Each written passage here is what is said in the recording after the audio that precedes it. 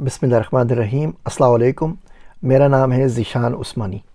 آج آپ لوگوں کو ایک واقعہ سناتا ہوں اپنی زندگی میں سے، اور اس سے مجھے بڑی سیکھ ملی، اور پھر آپ سے ڈسکس کریں گے کہ ہم نے اس سے کیا سیکھا اور آپ لوگ اس سے کیا سیکھ سکتے ہیں۔ واقعہ کچھ یوں ہوا کہ میری پھپھی نے ایک دن مجھے بڑے لایا اکیلے میں اور بڑے راز سے مجھے ایک بات بتائی کہ میرے پاس ایک موتی ہے، اور بڑا کام کا موتی ہے، کیونکہ ان کو ان کے ابو نے دیا تھا، یعنی کہ میرے دادا نے دیا تھا، اور ان کو ان کے ابو نے دیا تھا، یعنی میرے پردادا نے دیا تھا، ان کو ان کے ابو نے دیا تھا، ان کو ان کے ابو نے دیا تھا۔ 400-500 سال پرانا موتی ہے۔ ہمارے آباء و اجداد کے اندر کوئی صاحب تھے، وہ کسی بادشاہ کے معالج خاص تھے، یعنی کہ اس کے پرسنل ڈاکٹر تھے، انہوں نے ان کو بیماری سے علاج کیا، خوش ہو کے موتی دے دیا۔ اچھا خیر، وہ پرانا سا بوسیدہ سا ہزاروں سال پرانا ڈبہ تھا، اس میں سے موتی نکلا، روئی میں لپٹا ہوا تھا، ساتھ میں اس کا پورا شجرہ نسب تھا۔ چھوٹی سی کتاب تھی، وہ پیلے رنگ کے پرچوں میں اور فارسی میں لکھی ہوئی تھی، اس میں لکھا تھا یہ موتی فلاں سے فلاں کو ملا، فلاں سے فلاں کو ملا، فلاں سے فلاں کو ملا، یعنی کہ پوری اس کی جو لینیج تھی وہ اس کے اندر لکھی ہوئی تھی۔ تو بندہ ویسی ان چیزوں کو دیکھ کے متاثر ہو جائے۔ تو میں نے بولا پپی ایسی کوئی بات نہیں ہے، پتہ نہیں کون کون سی اسٹوریاں لوگ بنا دیتے ہیں، اور ہر بندہ انہیں اسٹوری کو چل رہا ہوتا ہے۔ اشرف علی تھانوی صاحب کی کوئی اولاد نہیں تھی غالباً، زندگی میں 10 سال لوگ مل چکے ہیں، بولتے ہیں ہم اشرف علی تھانوی صاحب کی اولادوں میں سے تھے، فلاں تھے۔ کسی کی کوئی اسٹوری ہے، کسی کی کوئی اسٹوری ہے، جو باپ داداؤں سے سن لی، ان کو بیچاروں کو سادے لوگ تھے، کسی نے سنا دی، ان کو کسی نے سنا دی، چلی جا رہی ہے، معاشرے کے اندر پھیل گئی ہے، تو اسی کوئی کہانی نہیں ہے۔ لیکن پپی نے بولا نہیں جی یہ ہے، اور ہو سکتا ہے اس کی قیمت لاکھوں کروڑوں کے اندر کہیں ہو، آپ چیک کر لیجیے۔ میں کہا جی ٹھیک ہے، ہاتھ کنگن کو آرسی کیا تو ہم چیک کر لیتے ہیں، کوئی مسئلہ نہیں ہے۔ تو ہم نے وہ نیو یارک لے لیا، اور میں نیو یارک آ رہا تھا۔ اچھا، نیو یارک کے اندر ایک لیب ہے، میں آپ سے لنک شیئر کر دوں گا، یا دنیا کا کوئی بھی پتھر، کوئی بھی ہیرا، کوئی بھی موتی آپ لے آئے تھے، اس کی اصل اوقات بتا دیتے ہیں کہ اس کی یہ ویلیو ہے۔ اب ان سے اپوائنٹمنٹ کروائی، اب وہاں پہ لوگ بڑے بڑے ہیرے لے کے جاتے ہیں، تو عجیب اس کا پروسیس کہ آپ باہر جاؤ تو موبائل بھی چھوڑ کر جاؤ، جسم کی پوری تلاشی کچھ لے کے نہ جا رہے ہو، جو آپ کو موتی لے کر گئے ہیں اس کا ایک سرٹیفکیٹ ہوگا، واپسی پہ سرٹیفکیٹ ملے گا۔ اینی وے وہ ہم نے جا کے $100-200 جمع کروا کے وہ موتی پرکھنے کے لیے دے دیا، اور کہا جی آپ ٹھیک ہے، آپ 3-4 دن بعد آئیے گا، ہم لیب میں چیک کریں گے، آپ کو بتائیں گے۔ 3-4 دن بعد گئے اس موتی کے لیے، جو ہم لوگوں نے اپنے خاندان میں 90-100 سال سے سنبھال کے رکھا ہوا تھا، تو انہوں نے بولا یہ پلاسٹک کا بنا ہوا ہے، اس کی کوئی اوقات نہیں ہے، $2 کا بھی نہیں ہے۔ خیر ہم نے وہ سرٹیفکیٹ واپس لیا، اور واپس لا کے پپی کے ہاتھ پہ رکھ دیا کہ بھائی یہ ہوا، اس کا تو پوسٹ مارٹم ہو چکا۔ لیکن اس پروسیس میں سیکھنے کو بہت کچھ ملا۔ پہلی بات، جب میں اس کو لے کے آ رہا تھا تو اس کو بڑا میں نے چھپا کے رکھا، لیپ ٹاپ کے بگ، بڑی حفاظت۔ 6 دفعہ ایئرپورٹ پہ دیکھتا تھا کہ یار اس بیگ میں کوئی گھس نہ جائے، کوئی بیگ لے کے نہ بھاگ جائے، لیپ ٹاپ تو گیا، یہ ہزاروں لاکھوں ڈالر کا جو موتی ہے بھی اس کے ساتھ چلے جائے گا۔ کسٹم پہ ڈر لگ رہا ہے کہ یار $10,000 لے کے بندہ آتا ہے، اگر پوچھ لیا سے زیادہ کی مالیت کی چیز دے کے آ رہے، $1 ملین کا نکل آیا تو میں تو پکڑا جاؤں گا، جیل بھیج دیں گے، وہ پتہ نہیں کیا کیا خدشات۔ اچھا واپسی میں اس کو پھینک دیا، لٹرلی جوتے اور موزے پڑے تھے نا اس کے ساتھ، اس کو پھینک دیا وہاں پہ غصے میں آ کے سرٹیفکیٹ کے ساتھ۔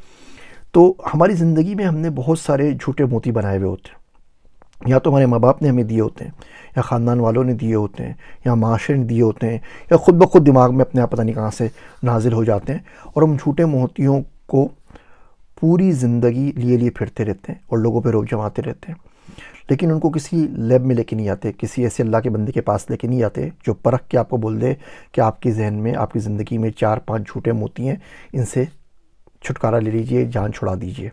ہم میں سے کسی کو زوم ہوتا ہے اپنے خاندان کا، لینیج کا، کسی کو زوم ہوتا ہے اپنے پیسے کا، کسی کو ہوتا ہے کوئی بڑے باپ دادوں نے کوئی بڑا کام کیا ہوتا ہے، اور اس میں سے 90% چیزیں جھوٹی نکلتی ہیں اگر ذرا تھوڑا سا ڈیپتھ میں جا کے دیکھیں۔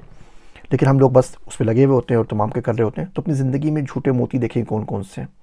بہت مرتبہ ایسا ہوتا ہے کہ ہم جس چیز کو سچ سمجھ رہے ہوتے ہیں، اس موتی کی طرح وہ سچ نہیں ہوتی، سوائے جھوٹ کے کچھ نہیں ہوتا، اور اس کی بیسس کے اوپر کسی دوسرے شخص کو جب ہم غلط سمجھنے لگ جاتے ہیں، وہ شخص عموماً سچا ہوتا ہے۔ زندگی میں کبھی بھی آپ کی لڑائی ہو جائے، آپ کے باپ دادا کی لڑائی ہو جائے، آپ کے چاچا تایا ماما کی لڑائی ہو جائے، خاندان میں داداؤں کی کسی کی لڑائی ہوئی ہو، تو ایک دفعہ چیک کر لیجئے کہ کون صحیح تھا اور کون غلط۔ آپ کو جو ورژن ملا ہے نا اسٹوری کا، وہ کچھ اور ہوگا، ان دادا پرداداؤں نے اپنے پوتے پوتیوں کو، نواسے نواسیوں کو جو ورژن دیا ہوگا وہ کچھ اور ہوگا۔ یہ دوسری تیسری پیڑھی جب جب بات کرے گی نا، تو ہو سکتا ہے سراسر غلطی آپ کی ہو، اور آپ لوگ، آپ کا خاندان ظالم ہو اور سامنے والوں کا مظلوم ہو سکتا ہے آپ نے ظلم کر دیا ہو، اب تلافی کر دیں ان کی، تو ان کو بھی فائدہ ہوگا، جو آپ کی پچھلے نسلی چلی گئی ہیں ان کی قبر میں سے بھی عذاب میں کچھ سہولت ہو جائے گی۔ تو جب بھی زندگی میں کوئی شخص آپ کے پاس آ کے بولے آپ کو ایک بات بتاؤں، آپ نے فلاں بندے کے بارے میں سنا ہے، اس نے تو یہ کر لیا، اس نے تو وہ کر لیا، اس نے تو فراڈ کر دیا، اس نے تو یہ کر دیا، تو اپنے آپ سے 2 سوال پوچھیں۔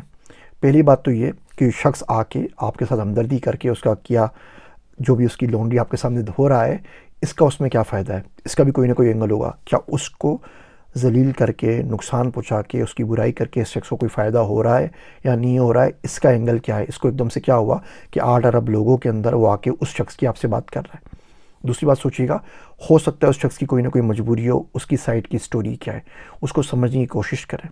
غلطی ہر ایک انسان سے ہوتی ہے، دنیا میں ہر بندہ ہی غلطی کرتا ہے. عمر کے حساب سے بہت ساری چیزیں سیکھتے ہیں. مجھ سے عمر کوئی بندہ ملتا ہے، مجھ سے پوچھتا ہوں آپ مجھے کتنے عرصے سے جانتے ہیں، بولتا ہے 3-4 سال سے. بولتا ہوں چلو ٹھیک ہے، اچھی بات ہے. کوئی بولتا ہے 10 سال سے، تو بولتا ہوں بھیا توبہ کرو. وہ تو زمانہ جاہلیت تھا، مفتی صاحب سے ملاقات نہیں تھی، پتہ نہیں کیا کیا ولفل بکتا رہتا تھا. اللہ پاک نے کرم کیا، کچھ نیک لوگوں سے ملوا دیا، کچھ زندگی میں تبدیلی، کچھ بدلاؤ آ گیا. تو اگر آپ مجھے 10-20 سال سے جانتے ہیں تو آئیے مل کے توبہ کرتے ہیں. میں بھی توبہ کرتا ہوں، آپ بھی توبہ کرتے ہیں، کوئی اور بات کیجیے. تو یہ ضرور دیکھا کریں کہ اس شخص کا اینگل کیا ہے اور وہاں پہ کیا ہے. آج واپس جائیے، کاپی لکھیے، کوئی پین کاغذ لے کے بیٹھ جائیے اور دیکھیں زندگی میں کون کون سے جھوٹے موتی ہیں، اسپیشلی خاندان میں کس کس سے لڑائی ہے. میں بڑا حیران و پریشان ہوتا تھا کہ حدیث شریف میں آیا ہے کہ صدقہ کرو اور زیادہ ثواب ملے گا اگر گھر والوں پہ، رشتہ داروں پہ صدقہ کرو گے. تو میں کہا یہ کون سی بات ہوئی؟ بندہ اپنی بیوی کو دے رہا ہے، اپنے بچوں کو دے رہا ہے، اپنے بہن کو دے رہا ہے، اپنے بھائی کو دے رہا ہے، اپنے کزنس کو دے رہا ہے، اپنے انکل آنٹی کو دے رہا ہے، چاچے مامے کو دے رہا ہے. تو اس میں ثواب کیا؟ گھر کی چیزیں. ہاں باہر کسی بندے کو آپ دیجیے جس کو آپ جانتے ہی نہیں ہے سرے سے، تو اس پہ زیادہ ثواب ہونا چاہیے. تو یہ الٹا کیوں کام ہے؟ کبھی سمجھ نہیں آتا بچپن میں. اب بڑا ہوا نا، بال سفید ہو رہے ہیں، تب سمجھ میں آ رہا ہے. ہوتا یہ بھیا کہ جس شخص کو آپ نہیں جانتے نا، اس کو دینا بہت آسان ہے، کیونکہ اس نے آپ کا دل نہیں دکھایا ہوتا نا، اس سے آپ کا کوئی لینا دینا نہیں ہوتا، کچھ بھی نہیں ہوتا.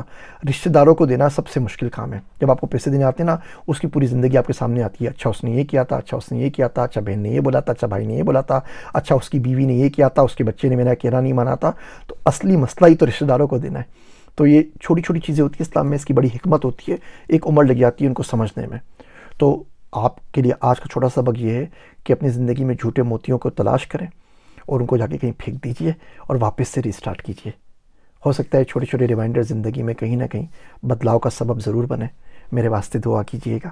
میں ہوں آپ سب کا ذیشان عثمانی.